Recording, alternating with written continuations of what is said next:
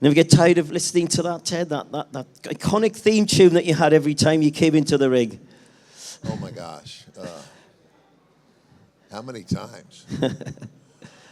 I mean, I wrestled for, I actively wrestled for 19 years. And from the end of my active career to basically when I wasn't really, wrestling wasn't the main thing in my life anymore, I was 25 years. So I was a active wrestler for 19, and then I became a manager of other guys. Managers in wrestling are usually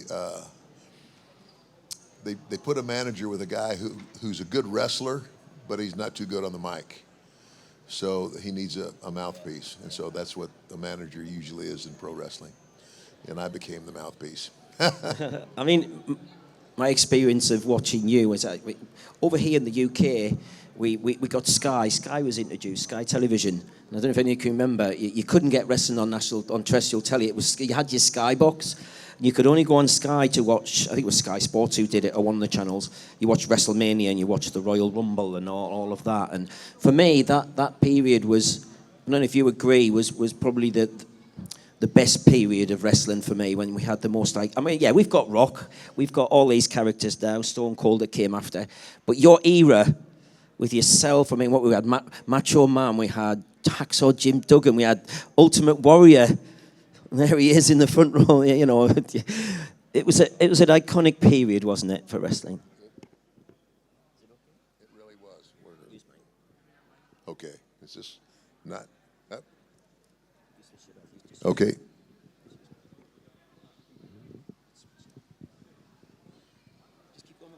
Okay. So what was I saying? Bring that other mic back. Here we are. I'm going to get one. Here we go. Yeah, we're talking about. Hello. Yeah, that era of your era was for a lot of wrestling fans was the best era of wrestling. That sort of 80s to the 90s and the 70s and that. And I agree. And let me explain why. That era, that time period. I speak to a lot of fans, and a lot of my colleagues agree. We're the last era that learned our trade the old way, and the old way was basically just to do it. I mean, and this is back when wrestling in the United States was not national; it was regional. We called them territories, and you would start out in one territory. You're on the first match every night, and then you go someplace else, and as you begin to learn the trade, and you learn it by doing it.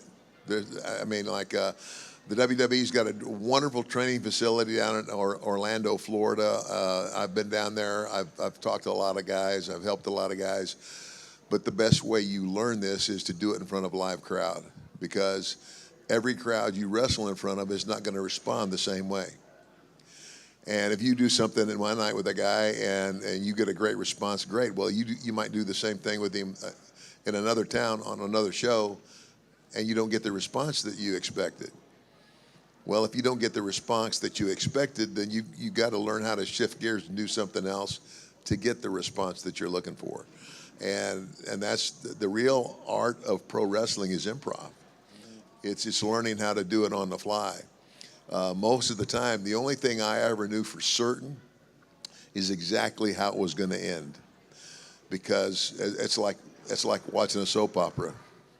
At the end of every episode of a soap opera or an ongoing show, they leave you hanging. They're like, okay, well, I'm going to have to tune in to the next show to find out what happens. And that's the same thing in pro wrestling. It's just kind of a dying art. I would even say that when I watch, and it's hard for me to watch anymore, because especially the guys, I mean, they go in the ring and they take a bunch of bumps and they take a lot of really fancy moves, and a lot of moves that I would never even try to do. They hit they hit the mat or they hit the ground, and they bounce up like nothing happened. They go to the next one. It's like a tumbling act. Tell me a story. You're not telling me the story anymore. You're not telling the basic story about every time when I walk into a movie theater, I know it's a movie. But if the actors in that movie are really good at what they do, they can make you hate them, love them, and they can play on all your emotions. Well, that's what wrestling used to do. Because, even it's kind of like I used to protect the business. Wrestling's not fake. It's not fake. Well, if you watch long enough, and if you've ever been in a real fight, okay.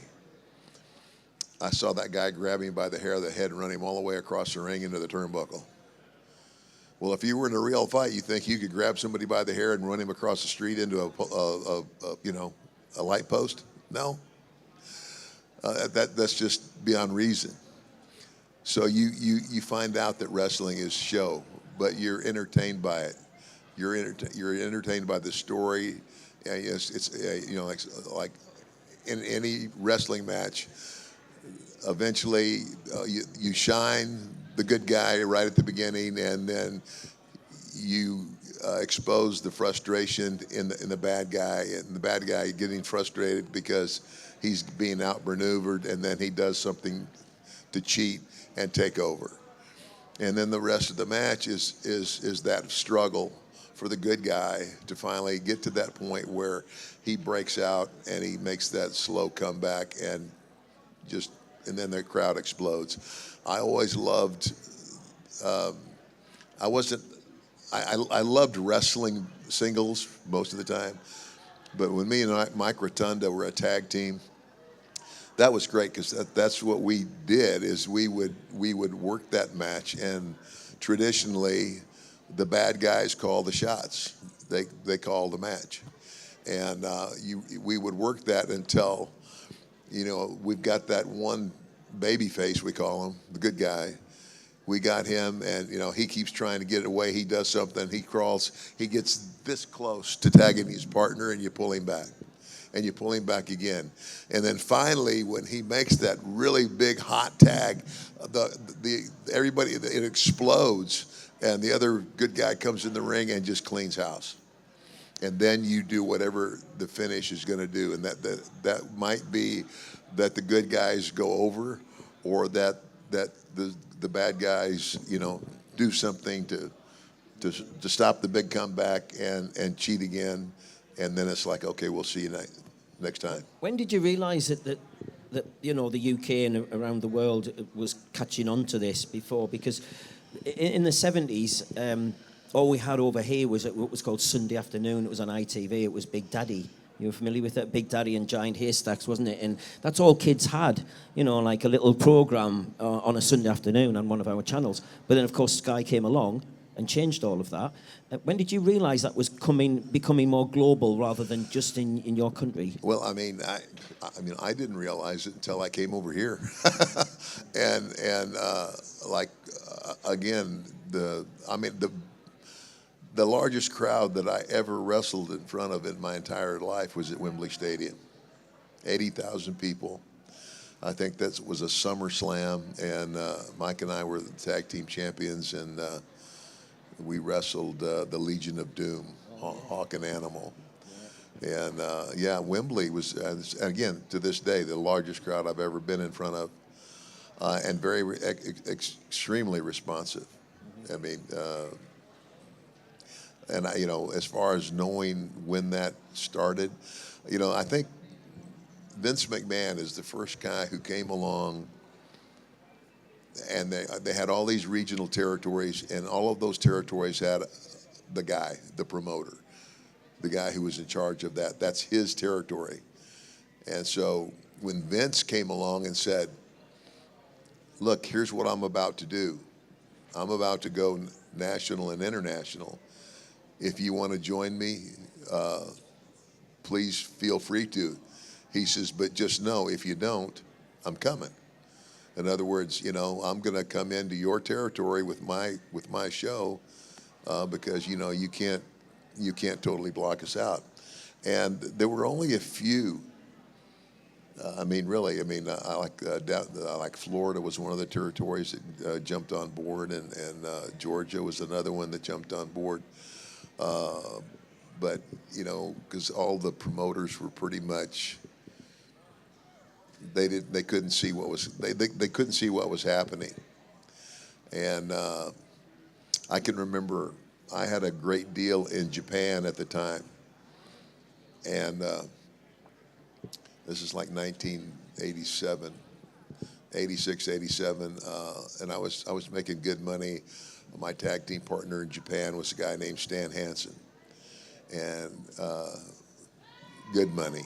I mean, it's like paid in cash, and it's the only thing I had to pay for in Japan was what I ate. That wasn't true in the United States.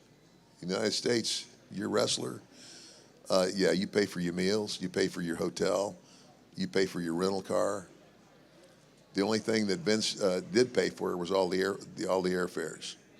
But when you hit the town and you had to rent a car, get a hotel, that was on you. I don't know. I think that may have changed by now too, because they only wrestle 4 nights a week now. That's the other thing. We would go out on when I first started. We would go 3 straight weeks, 21 days, 21 cities, and then we would go home for a week, and then do it again. And then they decided that, that's still a long time for you to be totally away from your family. So then Vince changed it to 10 days on, 3 days off, 4 days on, 3 days off, and then 10 and 3, 4 and 3, 10 and 3. That way, the longest period of time you're going to be gone is a 10-day period. So that's not as harsh on the family. And that worked pretty well. So where did the idea for your, as we say, character, $1 Million Man, where did he come from? Where did that character come from? I personally think that if Vince McMahon could have been a character in his own show, he'd have been me. Yeah. I mean, the concept was his idea. I remember the first meeting I had with him. He says, "Dad, I've got an idea." He says, "Everything's been done in wrestling and redone." He says, "But this is fresh. This is something new." And he says, "But I can't tell you what it is unless you agree to come on board and sign a contract with me." And I was still a little hesitant because I had a great deal in Japan, and I said I need to think about it. But I didn't have to think long about it. One of my mentor was a guy named Terry Funk, who a lot of you, if you're a real wrestling fan, you know who the Funks are. And I ran everything by Terry, and he just told me, he said, "Ted," he says, "if Vince McMahon says he's got something new and fresh and you're the guy, pack your bag, don't look back." Well, I said, "That's what I thought you would say," so I did. So when I asked him, he said, Vince goes, he said, "Ted," he says, "the one thing everybody hates is someone who, by virtue of their wealth, bullies people." And I started laughing. I said, "I can't stand guys like that myself." And he says, "That's basically the essence of this character." And Vince was going, and he went all out. I mean, he says, "Ted," he says, "I'm going to the best of my ability try to make the public believe you're really this guy." And he says, "If you work for me long enough, maybe you will be."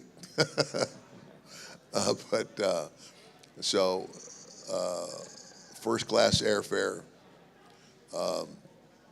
limousine service in every town, airport to hotel, to Coliseum, to hotel, back to the airport. Everywhere the public saw me, they saw this, and not all the only other 2 guys that got that kind of treatment at the time were Andre the Giant, who obviously couldn't travel any other way, and Hulk Hogan, who was the big main guy. And so I start traveling the world, Learjets, limousines, and then I remember one of his secretaries came in and counted out $2,000 in $100 bills, And Vince says, this is your flash cash. He says, here's what I want you to do. He says, now, if you abuse this, you lose it. And he says, for example, he says, you go into a nice restaurant and sit down. There's a few people in there. Get up and announce yourself. Tell them, I'm Ted DiBiase, the $1 Million Man. And it's your lucky night because I'm picking up your tab. And Virgil would be with me. Virgil was the sidekick, and Virgil would go around and pick up everybody's check. And I'd go and hand it to the guy, and we'd, count down the money. He would give me a receipt. I take the receipt back to Vince, and he replenishes the money. And he marked all that money off as, what do you call it? Not expenses, promotion. Yeah, promotion. And so imagine that, it's like, like a lot of the guys, we get through with the show and we go back to the bar at the hotel or something, and every time now and then, somebody says, okay, I'm going to buy a round, I'm going to buy a round. And so one of those guys was Ric Flair. He's notorious for it. And so one night, Rick and I are in there, and Rick says, a round on the house on Ric Flair. And so he buys a round. And so then I shout him down. Okay, Rick, I'll up you. A round for the house on the $1 Million Man. And so we did it. So I said, Rick, here's the big difference between you and me. You're spending your money. I'm spending Vince's money. I said, my money's getting replenished. I love those videos. I've watched them a few times on YouTube with you walking. He drives about the limousine up to a restaurant, and Virgil gets out and he walks in and goes, "Listen, I'm the $1 Million Man. I can buy you," sort of thing. There must have been a lot of fun to make. We did a bunch of deals like that. I think the one that people get on me about the most is the little kid in the basketball. We did a thing. We were in Milwaukee, and I said, so what can we do tonight with the gimmick? And I said, what's Milwaukee famous for? And somebody said, beer and basketball. I said, well, we can't do anything with beer. Let's do something with a basketball. And so what I did is I get out there and I said, okay, I've got a basketball here. I need a little kid who can dribble a basketball. And so we had handpicked this kid before anyway to make sure he could do it. And so I said, okay, take the ball and dribble it 10 times. And so he does it, but you can tell, and I was scared to death that he was going to miss. And so I said, okay, do that one more time. This time do it 15 times. 15 bounces without missing, and I'm going to give you $500. And so he gets to 14, and I just stick my foot out to make the ball bounce off my foot. And I just go, oh, that's too bad. You're going to have to learn a hard lesson at a young age, son. When you don't get the job done, you don't get paid. Crocodile tears. He ran to his mother. Oh, my gosh. So I get in the back, and everybody's jumping up and down going, that was great. Oh, that was so good. I said, I'm glad you're all happy. Now find an armored vehicle to get me out of the building. Those people want to kill me. So, I mean, and that was, because that's what I hear about all the time. Well, here's the mic drop. 20 years later, I don't know, a lot of people don't know this, but I'm a minister now, and I go and I don't pastor a church, but I go all over the United States and Canada. I think I've been over here a couple times, and I speak in churches. I speak to large groups of men. I speak to a lot of men because I'm very familiar with all the issues that men face. And again, I'm a Christian. I guess I'm not a pastor. I guess you'd call me an evangelist. But that's what I do. And so this, I went to Omaha now. This is 20 years later, and I'm renting a car because I've got a speaking engagement in Omaha somewhere. And this guy taps me on the shoulder, and I turn around, and I'm looking at his chest. I'm 6'4". And I'm looking at his chest, and oh my gosh. He said, hey, Mr. DiBiase, I'm the manager. Can I help you find a car? And I said, sure, find something that would fit both of us. And he said, I'd be happy to. And they looked at me and he says, by the way, he says, do you remember that thing you did with the kid in the basketball? And it was just the expression on his face. And I went, no. And he smiled at me and he says, it's good to see you again. I said, are you serious? He goes, yes. It was, and his name was Sean. And I said, he said, it's even better than that. He said, you're going to love this. I went to college on a basketball scholarship. Now, I either knew how to pick them or I inspired this kid to keep playing basketball, and he went to college on a scholarship. What a great story. So, anyway. We're going to have some questions now, Ted. We've got time for a couple of questions. Does anybody have a question for Ted? Yes, that gentleman there. Hey, Ted. Hey. You've had some great battles over the last 90s and 80s and stuff. Who's the best worker you've worked with in the business? Whether it's the WWF or another regional. Well, it's with the career span that I've had, it's hard to narrow that down to one guy. But I guess, on the top of my chart, the guys who influenced and helped me develop into a good wrestler. Dick Murdoch is a guy, and I don't know if you guys ever heard of Dick Murdoch, but he was one of the first. Terry Funk, Dory Funk Jr., not Stan so much, but oh gosh. I tell you, I had one match with Ricky Steamboat, and it was probably one of the best matches I ever had. And that's the one guy that I wish I had had the opportunity to work a full program with. And of course, me and Macho Man were the main event at WrestleMania 4.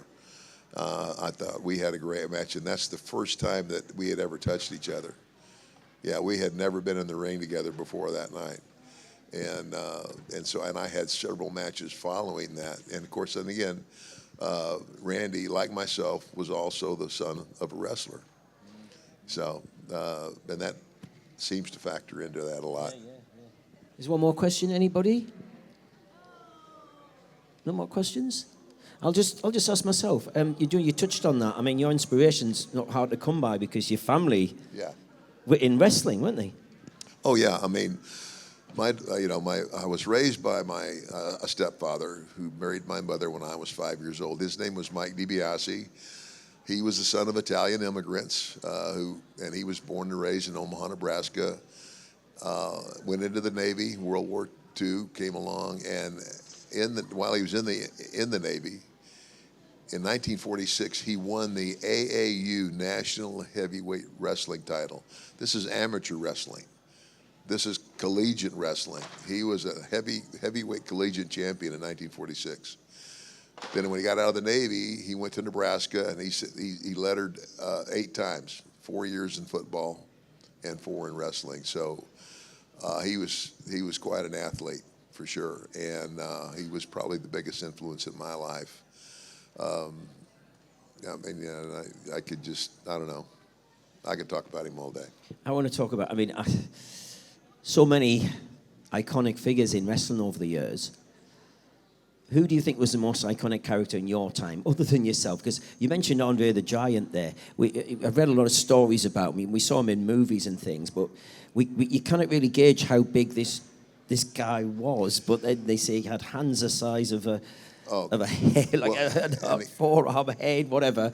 I'm glad you brought Andre up because in the business we call it the rub. Anytime we see somebody we see they got a lot of potential, and the one thing, you can teach guys mechanics, but you can't teach charisma. You either have it or you don't. And if you have it, then you can also bring more of that out in a person. But Andre, because they were going to give me this big push and as the top heel, they ran me alongside of Andre because Andre by that time was already a heel and a bad guy. It's terminology. And so they put me with Andre, and it's kind of like we did the thing we did at WrestleMania 4, where I helped Andre cheat to beat Hulk Hogan, because WrestleMania 4 was a tournament to declare a new champion. And so I helped Andre beat Hulk Hogan, and so then Andre's in my corner as well. And so we traveled, all over the country, me and Andre wrestling Hogan and Macho Man Hogan and any one of a number of other characters. And I'm going to tell you something. Wow. Andre the Giant, it's kind of like, we would go to the bar in the hotel afterwards. We've heard the stories about his drinking, haven't we? Oh my gosh! When he wrapped his hand around a can of beer, you couldn't see the can. That'd be like me drinking a mini beer, and he would just, I had a lot of good times with Andre, and some of them I don't remember. There was a few nights he had to put me to bed, but he was a great guy. But okay, the fans will love this. This is my favorite Andre story. Okay, we're in Japan now. Andre's a giant to us. Well, imagine what a giant Andre is to the Japanese people. Because most Japanese, there's not too many Japanese people that are over 5 feet tall. I could remember walking down the street in Tokyo, and all I could see was the top of heads. So we get to Tokyo late, and we gotta, okay. So the deal was we're gonna go to our rooms, drop our bags, and we're gonna all meet in the lobby and go get something to eat. So I drop my stuff. I go, and I hit the button on the elevator. When the door opens, there's Andre. And, hey, boss, let's get some food. And so now the elevator starts down. And it's like this elevator stops on every other floor. And every other floor, little Japanese people get on. Now, two stops previous, Andre and I are thinking, okay, it's full. But every time that door opened, more people would get on. So Andre's getting squeezed a little bit. So he reaches over and kind of taps me, and I looked up at him, and he winks, okay? There's no easy way okay. The next thing you hear is the loudest, longest fart I have ever heard in my life.